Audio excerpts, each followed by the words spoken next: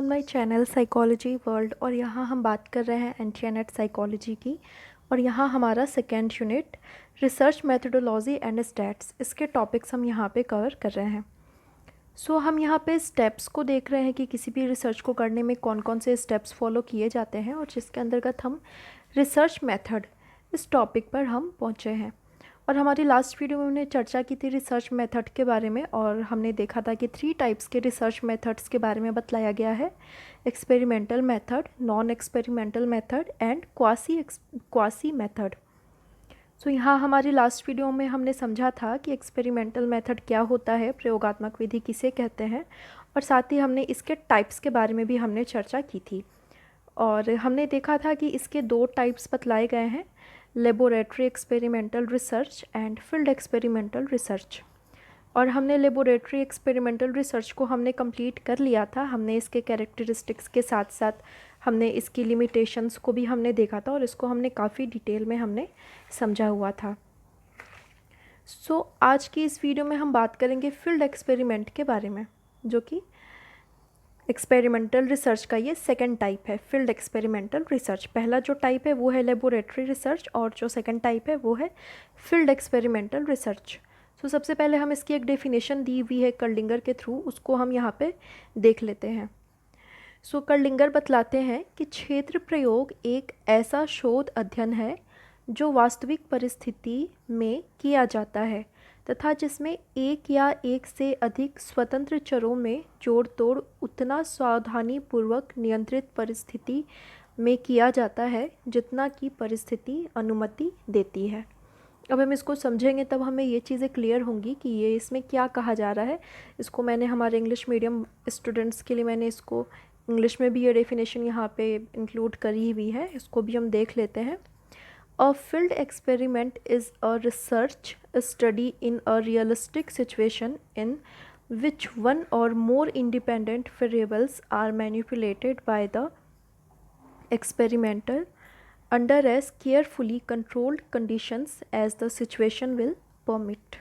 Means यहाँ पे क्या है कि जैसा कि हमने लेबोरेटरी एक्सपेरिमेंट में देखा था कि वहाँ पे जो रिसर्च किया जाता है वो एक नियंत्रित परिस्थिति में किया जाता है, एक कंट्रोल्ड सिचुएशन में किया जाता है।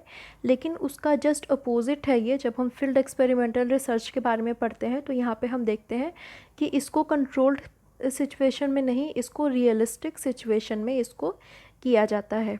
और इसके आगे और भी कुछ पॉइंट्स मैंने लिखे हुए हैं जो हम देख लेते हैं। सबसे पहला पॉइंट आता है इसका कि यह वास्तविक परिस्थिति में किया जाता है। मीन्स यह एक रियलिस्टिक सिचुएशन में किया जाता है। जैसे अगर हमें एम्प्लॉयज़ के जॉब सेटिस्फेक्शन के बारे में देखना है तो वहाँ पे एम्प्लॉयज़ की जॉब सेटिस्फेक्शन को या इस तरह के अगर कोई भी टॉपिक्स पर हमें रिसर्च करना होगा तो हम इसको लैब में हम प्रॉपर नहीं कर सकते, क्योंकि लैब में इस तरह का इन्वायरमेंट बनाना, वहाँ पे एम्प्लॉयज़ को बुलाना, उनको 2 ग्रुप्स में करना, वहाँ पे कहीं ना कहीं जो हमारा रिसर्च होगा वो बायस्ड हो सकता है। उसके कई सारे रीज़न्स हो सकते हैं। पहला तो ये रीज़न हो सकता है कि एम्प्लॉयज़ अपने आप को वहाँ पे प्रेजेंट ना करें, पूरी तरह से अपने आप को प्रेजेंट ना करें, कुछ इन्फॉर्मेशन अपनी वो छुपा लें, या वो एक नकली बिहेवियर, वो एक दूसरा बिहेवियर जो कि वो रियलिस्टिक सिचुएशन में जैसा बिहेवियर करते वहाँ पे वो अलग बिहेवियर भी दिखा सकते हैं।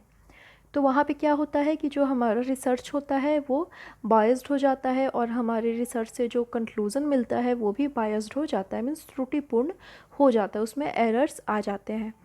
जैसा कि मैंने पिछली क्लास में भी बतलाया था कि जितने भी हम यहाँ पे रिसर्च मेथड्स के बारे में पढ़ेंगे, चाहे वो एक्सपेरिमेंटल हो या फिर नॉन एक्सपेरिमेंटल हो, वहाँ पे सभी मेथड्स की अपनी अपनी ख़ास उपयोगिताएं हैं, अपनी अपनी ख़ास यूटिलिटीज़ हैं, उनको अलग अलग जगह पे यूटिलाइज़ किया जाता है, और अलग अलग तरह के टॉपिक्स पर जो परफेक्ट होता है वही रिसर्च मेथड को यूज़ किया जाता है। मीन्स हम यह नहीं कह सकते कि कोई एक डिज़ाइन अच्छा है दूसरे से, ऐसा हम नहीं कह सकते।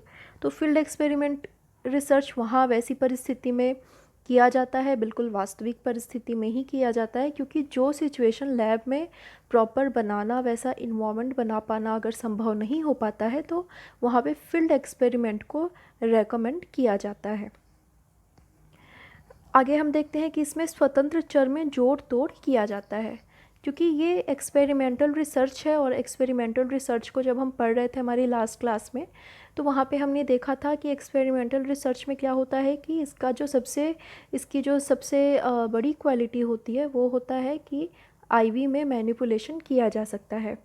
तो इसी तरह से क्योंकि फील्ड एक्सपेरिमेंटल रिसर्च भी एक एक्सपेरिमेंटल रिसर्च ही है, इसलिए ये क्वालिटी यहाँ भी होगी। आईवी में यहाँ भी जोड़ तोड़ किया जा सकता है, लेकिन यहाँ पे उतना ही मैनिपुलेशन किया जा सकता है जितना कि संभव हो पाए, और साथ ही साथ में नियंत्रण उतना होता है जितना संभव हो पाए। मीन्स यहाँ पे सिचुएशन पर पूरी तरह से कंट्रोल नहीं कर सकते, यहाँ पे कुछ एक्स्ट्रानिवस वेरिएबल्स भी आ सकते हैं जिसको कि रिसर्चर के द्वारा कंट्रोल नहीं किया जा सकता। उसको वैसी ही परिस्थिति में, बिल्कुल रियलिस्टिक परिस्थिति में ही उसको अपना ये रिसर्च पूरा करना होता है। कुछ एक्स्ट्रानिवस वेरिएबल्स का भी वहाँ पे इफ़ेक्ट देखा जा सकता है, लेकिन इसको हम रोक नहीं सकते। आगे हम देखते हैं कि इस तरह के रिसर्च का यूज़ साइकोलॉजी में ज़्यादा होता है। जो सोशल साइंसेज से रिलेटेड जो भी रिसर्चेज होते हैं, चाहे हम साइकोलॉजी की बात करें या फिर हम सोशल साइंस की बात करें या फिर हम एंथ्रोपोलॉजी की बात करें, इस तरह के जो भी सब्जेक्ट्स हैं, तो वहाँ पे फील्ड रिसर्च ज़्यादातर यूज़ किया जाता है। आगे हम देखते हैं कि इसमें बाह्य वैधता पाई जाती है। तो आप अगर ये कंपेयर करके अगर आप स्टडी करते हो तो आपके लिए याद रखना बिल्कुल ईजी हो जाता है। इनफैक्ट आपको याद भी नहीं रखना होता। जब हम लेबोरेटरी एक्सपेरिमेंटल रिसर्च को पढ़ रहे थे तो वहाँ पे हमने देखा था कि उसमें आंतरिक वैधता, इंटरनल वैलिडिटी वहाँ पे ज़्यादा पाई जाती है, और यहाँ पे फील्ड एक्सपेरिमेंटल रिसर्च में एक्सटर्नल वैलिडिटी पाई जाती है। जस्ट उसका अपोजिट होता है, क्योंकि ये रियलिस्टिक सिचुएशन में, रियलिस्टिक परिस्थिति में की जाती है, और हर तरह से इसको मापा जा सकता है, देखा जा सकता है। और साथ ही आगे हम देखते हैं कि इससे प्राप्त जो निष्कर्ष होता है, जो हमारा कंक्लूज़न होता है, उसको ईज़िली हम उसको जनरलाइज कर सकते हैं।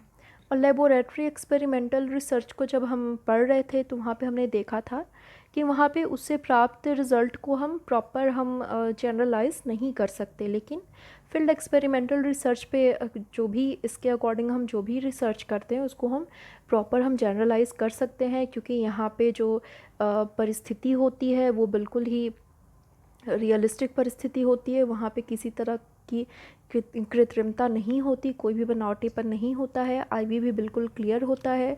आईवी में मैनिपुलेशन हो सकता है, लेकिन यहाँ पे ईवी का भी यहाँ पे इफ़ेक्ट पड़ते देखा जाता है। तो ये सब पॉइंट्स आपको ध्यान में रखना है। अगर हम इसको कंपेयर करके पढ़ेंगे तो यहाँ पे हम देखेंगे कि मीन्स लेबोरेटरी एक्सपेरिमेंट में क्या होता है कि वहाँ पे इंटरनल वैलिडिटी पाई जाती है, फील्ड एक्सपेरिमेंटल रिसर्च में एक्सटर्नल वैलिडिटी पाई जाती है।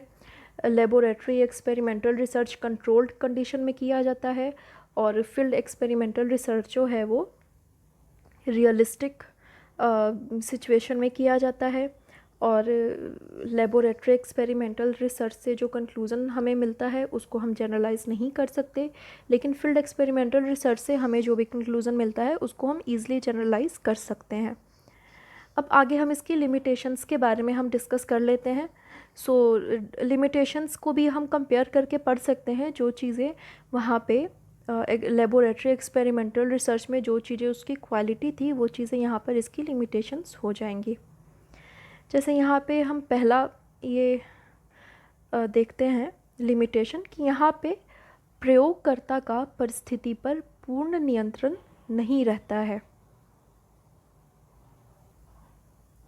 यहाँ पे प्रयोगकर्ता का परिस्थिति पर पूर्ण नियंत्रण नहीं होता है। मीन्स यहाँ पे क्योंकि जो कंडीशन होती है रिसर्च की वो बिल्कुल रियलिस्टिक होती है, कंट्रोल्ड नहीं होती है।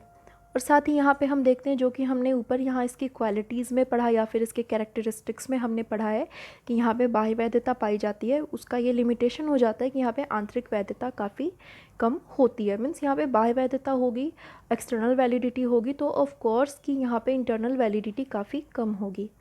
आगे हम देखते हैं कि डीवी पर ईवी का भी प्रभाव पड़ता है। डीवी क्या होता है? Dependent variable.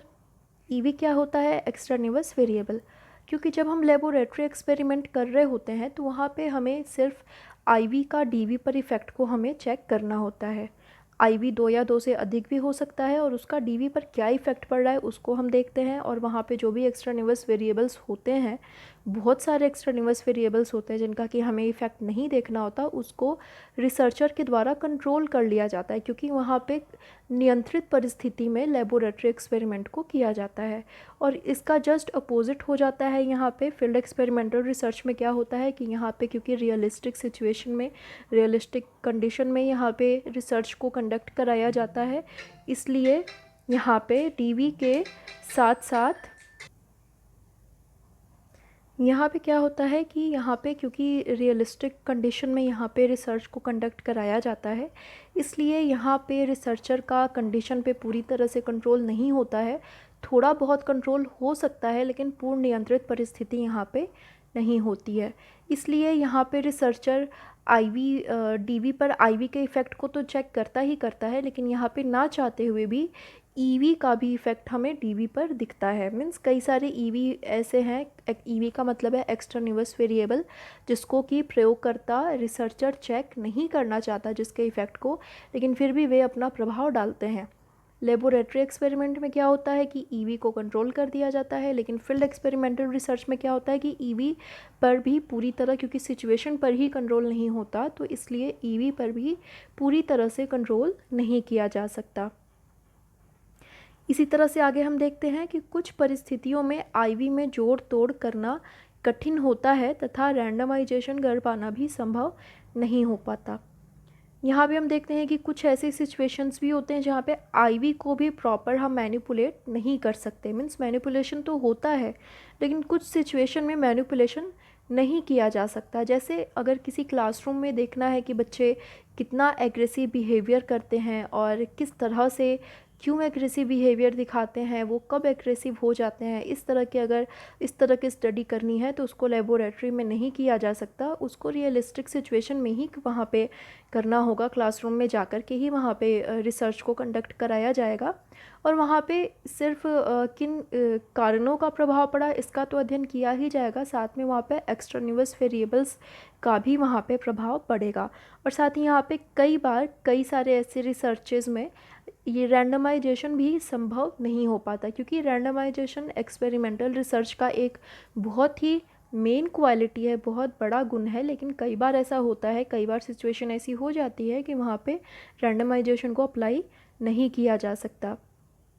और इन्हीं सब रीज़न्स के चलते इससे प्रयोग की परिशुद्धता में कमी आती है। मीन्स जो प्रयोग रिसर्च के बाद जो कंक्लूज़न हमें मिलता है, उसकी जो एक्यूरेसी होती है, उसकी जो रिलायबिलिटी होती है, उसमें कई बार हमें कमी देखने को मिलती है, क्योंकि वहाँ पे एक्सट्रानिवस वेरिएबल्स भी काम करते हैं। तो प्रॉपर IV किस तरह से DV को इफ़ेक्ट कर रहा है, इसकी स्टडी कई बार नहीं हो पाती। फिर भी ये जो रिसर्च है, बहुत सारे ऐसे रिसर्च प्रॉब्लम्स हैं या फिर रिसर्च टॉपिक्स हैं जहाँ पर फील्ड एक्सपेरिमेंटल रिसर्च के थ्रू ही यहाँ पे कार्य किया जा सकता है, इसके थ्रू ही स्टडी की जा सकती है। तो अपने आप में ये एक अलग एक्सपेरिमेंटल मेथड है, और जिसका कि उपयोग अपने टॉपिक के अकॉर्डिंग हम कर सकते हैं।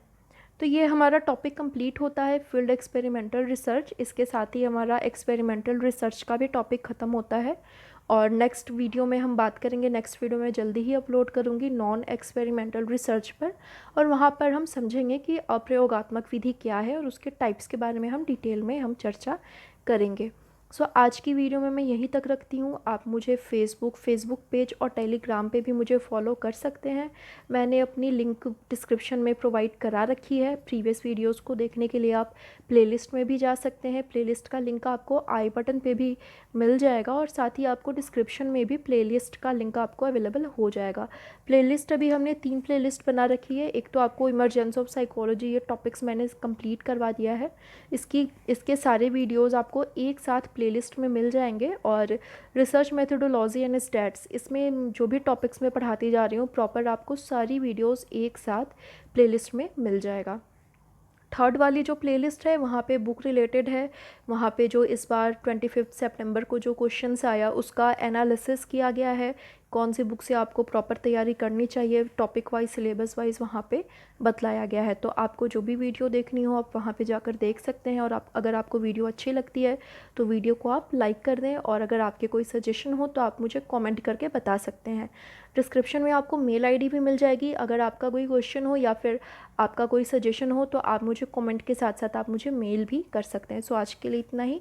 Thank you so much.